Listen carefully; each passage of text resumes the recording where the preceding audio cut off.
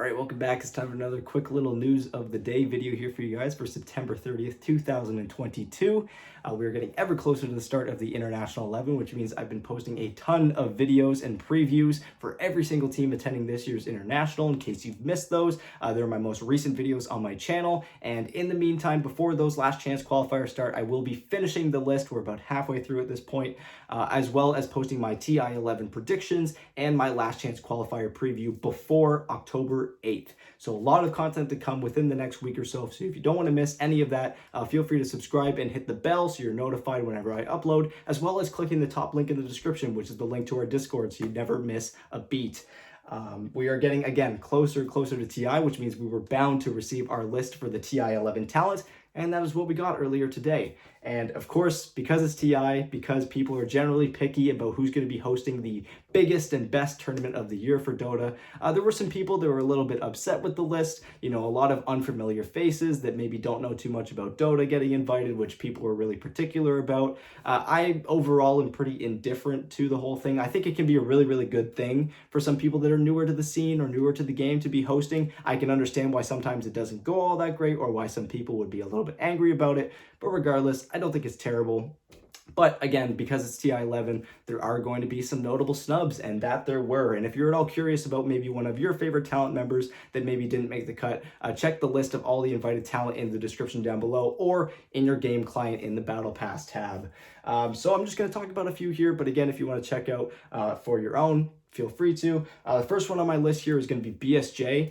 Not a huge shocker. We haven't heard anything from BSJ. I know he's gotten a contract with Team Liquid for content creation and streaming, so it's possible that he was just too busy to attend this year's International, or he just didn't feel the need to. Regardless, because he attended TI10 and a few in the past, I thought I would bring it up. Another one that caught me off guard a little bit more, though, however, was JJPimpmuckl, who has been a total veteran of the scene for a very, very long time as an observer, and he posted on Twitter that he wasn't even reached out to at all, not even for a quote. However, his tweet did come off more as supportive than salty, as he was more just happy that one of the members that he's been working with very closely for a long time got that place instead of him. So again, kind of sad that he missed out, but he was more supportive towards that person instead, which is always nice to see. But another one, Bkop. 2 years in a row now where he gets snubbed. And for TI10, I think you can maybe justify it a little bit. You know, he was new to the scene. He was maybe just a little bit unproven. Maybe it was going to take a little bit more time.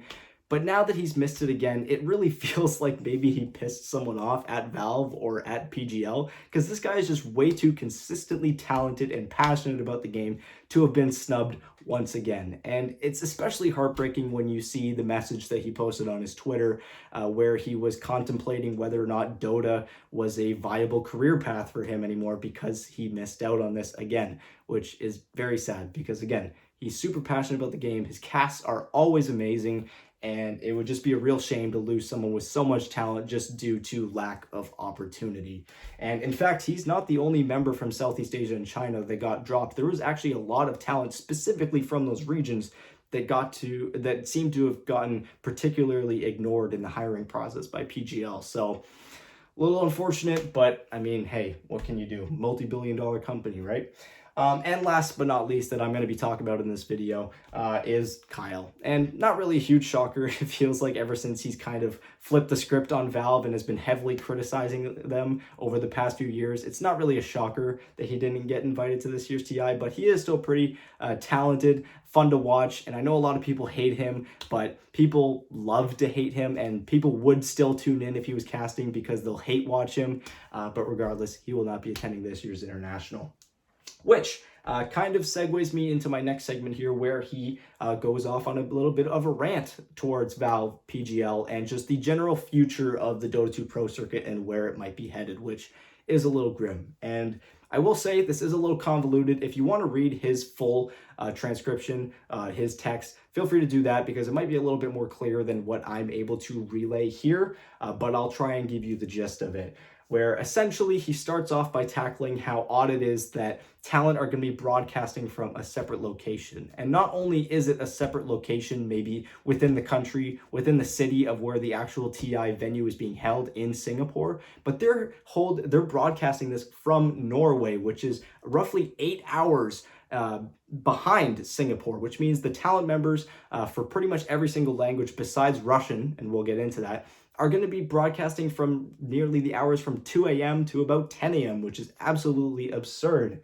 And so not only is that weird, but also due to the ongoing conflict between Ukraine and Russia, a lot of the Russian talent are actually not able to enter into Norway due to their visas being denied. And so to accommodate for that, PGL has been moving them specifically to Kazakhstan, which is a little bit better when it comes to time zone broadcasting. So he feels that it's a little bit odd that the Russians that are the provokers of this war are getting treated a little bit better due to this whole thing. They're getting a little bit better circumstances.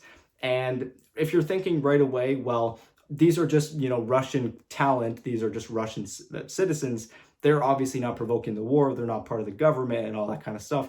Totally understand that. However, it has been reported that the broadcasting rights for the Russian side of TI11, which is huge, by the way, has been sold to a betting sponsor, BetBoom, which is also a team that is participating in this year's international. So you have this betting sponsor that is owned by Russian oligarchs that have purchased this broadcasting rights that are now also responsible for the hiring of the Russian talent, who have hired a much higher percentage of Russians as opposed to Ukrainians, where in the past it's usually been about 50-50, a split between Ukrainians and Russians, maybe a few people from Belarus or Kazakhstan as well.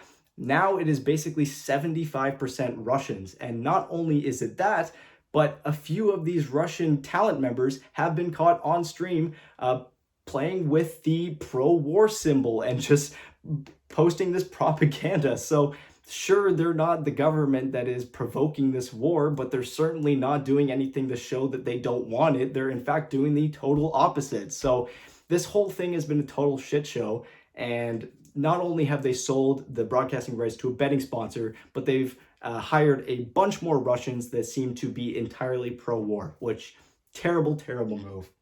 Which takes us on kind of into our last little segment, and that is the new voice lines and stickers that Valve had added in with the announcement of the TI11 talent list, where, like in previous years, you are able to support TI talent by buying voice lines, buying stickers, and that money goes to the talent. However, unlike in previous years where you were able to specifically select a talent that maybe you enjoyed or you really liked their voice line and you wanted to support them directly, you could do that, you could pay for it, you can get it back immediately with no chance of gambling.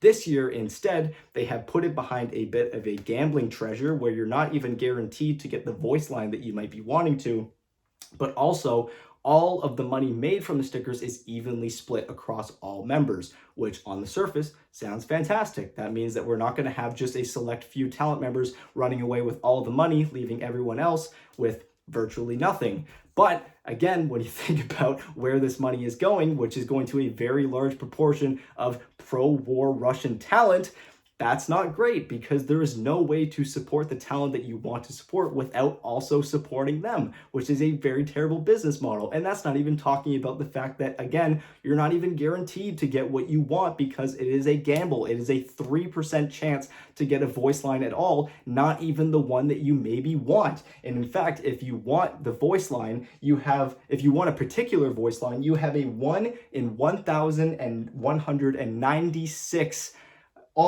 chance of getting the voice line that you want, which is absolutely absurd. And sure, these voice lines are permanent. That makes up for something, but yeah, this has just kind of turned into a total shit show. So again, I hopefully didn't lose you guys there in how convoluted this whole thing was. Apologies if I did. Again, read Kyle's post if you're at all lost about this whole thing. It's a good read. But regardless, yeah, that's kind of where we're leaving things off. So yeah, nothing new under the sun. Again, Valve hiring PGL, which has been a tournament organizer that people have been super, super swell with over these past few years, and not doing anything to stop them selling broadcasting rights to literal betting sponsors. But anyways, again, nothing new under the sun. So let me know what you guys think in the comments down below. Again, feel free to check out anything I talked about, links in the description down below. I'll be having more previews going up very shortly. I'll have my Gaming Gladiators preview going up in just a few hours from now. So if you don't want to miss that, like, share, subscribe, hit the bell, join the Discord, and thank you guys so much for watching. I'll talk to you guys later. Bye.